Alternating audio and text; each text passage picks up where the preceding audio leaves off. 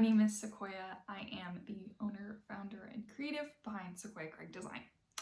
We are a website, SEO, and branding agency that helps our clients go from overwhelmed to confident in their technology. When it comes to the work that we do, not everyone can afford us. We deliver really high quality services and exceed our clients' expectations. That being said, it's never my intention to gatekeep the secrets of this industry, and I know what it's like to be a new entrepreneur who is struggling to figure all the things out and has more to do than they understand and more to do than they know how to do. So my intention with today's video is to help you avoid some common mistakes that I see when people DIY their website. And before we jump into it, I just want to quickly say that DIY stands for do it yourself. I'll use that term a lot throughout this video probably. The other thing that I want to mention is if you do have the resources and ability to invest in a website, obviously I'm biased, but it is worth it. Professional websites see more growth, more revenue, more consistent views, and just really gain more traction in online spaces. That being said, let's jump into the video. Here are 6 mistakes to avoid when you are DIYing your website. Number 1 is neglecting mobile. 63% of users are on mobile devices. If you're an online business utilizing social media, which you should be, this percentage is probably higher because people engaging with social content are on their phones the majority of the time. I see it all the time where a website looks great on one device and not so great on another device. This greatly impacts the user experience. Actually, a few months ago, I was on a call with a prospect and she said that her husband chose a different dentist because the dentist that she uses, their website on mobile sucks, and he just couldn't figure it out. He didn't like it, so he went with a competitor. This is what happens when you neglect mobile. The second thing is spacing. Spacing is one of those things that is really hard to get right when you're new to design. When it comes to spacing on a website, there is like kind of a Goldilocks thing here where you don't want to have too much or too little. It needs to be just right. This can pose a challenge for DIYers. The majority of the time, what I see is people not utilizing spacing enough. What this means is that your content is kind of on top of each other and there's no room to breathe. So when you DIY your website, I want you to pay attention to how much space there is in between elements. Is everything crammed together? Just like taking a breath when we're talking, spacing allows for that breath. It allows for the sentiments to hold truer, to provide emphasis, and it also just gives the eye a little bit of a break. The majority of the time where I see spacing overused is actually because of design and development issues, meaning that the website is not created to look good on all devices, which is what we talked about in the last time. So, like I said, the majority of the time when I see a DIY website, people are not using enough spacing, so I would encourage you to look at where you can add more space. I'd also suggest taking a look at some websites that you like and paying attention to how much spacing they have. They might have a whole section with just a few words off to the left. This is to provide emphasis and create that breadth, because when you have tons of blocks of text and images, it gets overwhelming and no one reads any of it. This leads me to the next one, which is blocks of text. Because you are in your business, you think everything you have to say is important, and it probably is. But when it comes to your website, I want you to take a red pen to your content. Large blocks of text are often unnecessary. Pull out the really, really juicy parts and just have that there. What are you trying to say? Be concise, because when it comes to a lot of text, people are not going to read it. The majority of people skim a website. If they find something that catches their eye or they want to learn a bit more, then they'll go to those blocks of text. But you want to make sure that your main points and your biggest ideas can be received just like that. So try to avoid these large blocks of text. The other thing to remember, this is going back, how it looks on one device is not going to be how it's going to look on all devices. Because of that, big blocks of text actually look even larger on mobile. So one sentence might have so much breathing room on desktop, but when it comes to mobile, it takes up the whole screen. And so this is where, again, you want to be really concise because people don't want to scroll and scroll and scroll on mobile and read your whole life story. Number 4 is not enough information. Because DIYers are typically not tech savvy, they usually tend to throw up a website, put their phone number on it, and call it a day. The problem here is that when someone comes to a website of any kind, they're looking for a solution or an answer. When you are searching for a pair of jeans, it's because you need a new one. When you're trying to figure out how to change the oil in your car, it's because you need to change the oil in your car.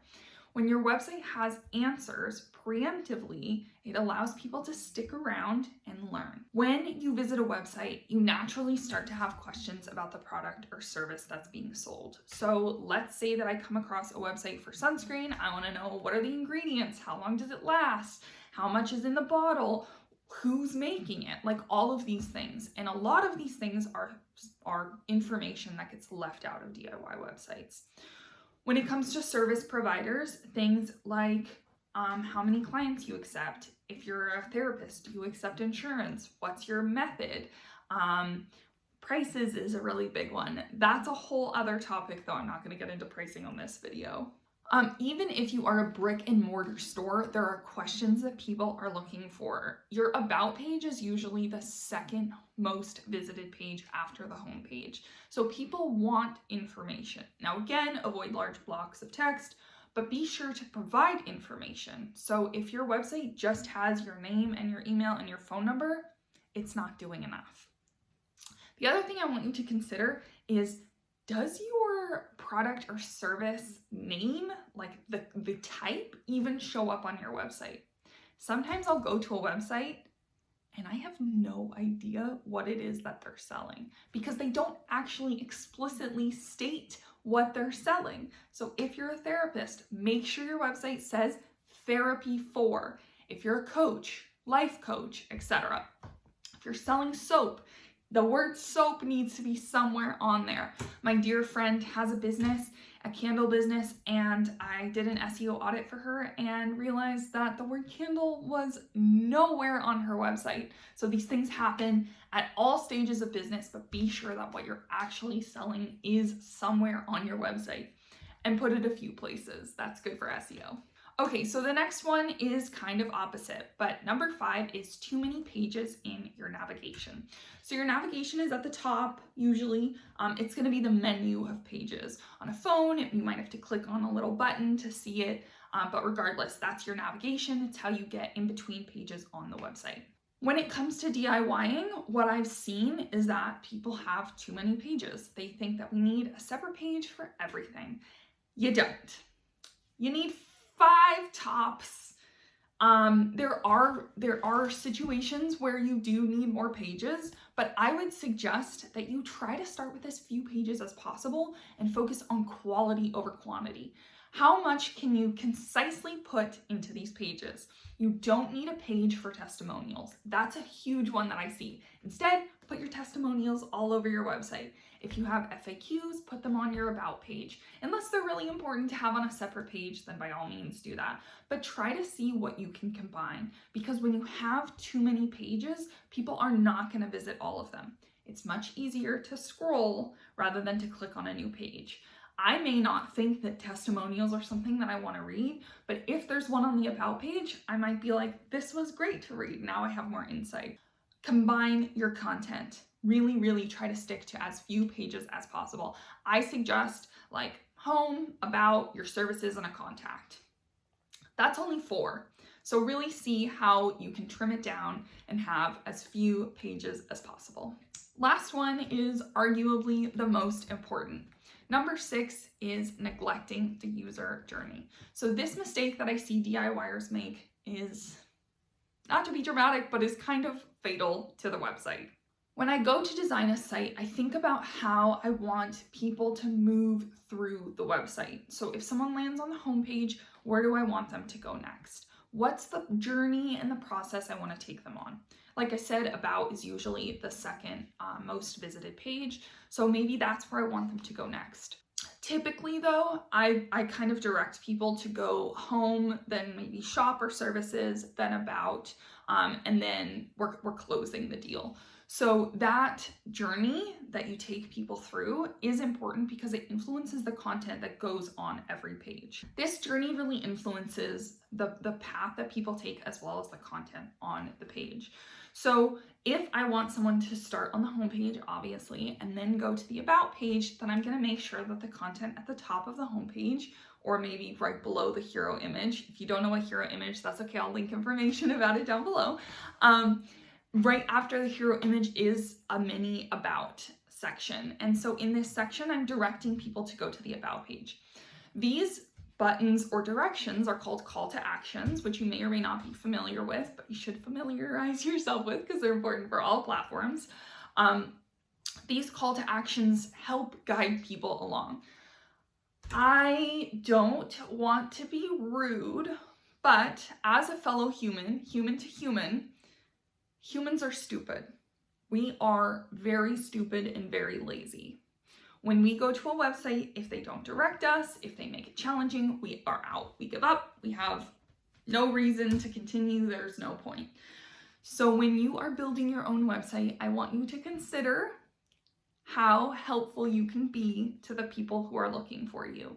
Give them a path, guide them along, provide them with information. If I just read about your products, then I'm going to want to buy them. So put that link there. Don't make me search for it. Don't make me go down a rabbit hole to try to find what I'm looking for. Help me buy from you. Make it easy. So make sure that you are directing people and putting those call to actions and really thinking about the user journey and experience when it comes to building this website. So those are my top 6 mistakes that I see people make when it comes to a DIY website.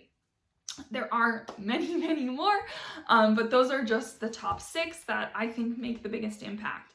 If you have any questions about what goes into website design or other mistakes or really anything, go ahead and drop it down below. I would love to answer your questions. I will also leave my link down below of how you can enter to win a website audit, as well as how you can purchase one from me. This is a way to get professional eyes on your site and allow you to realize the things that you might be missing. We don't know what we don't know.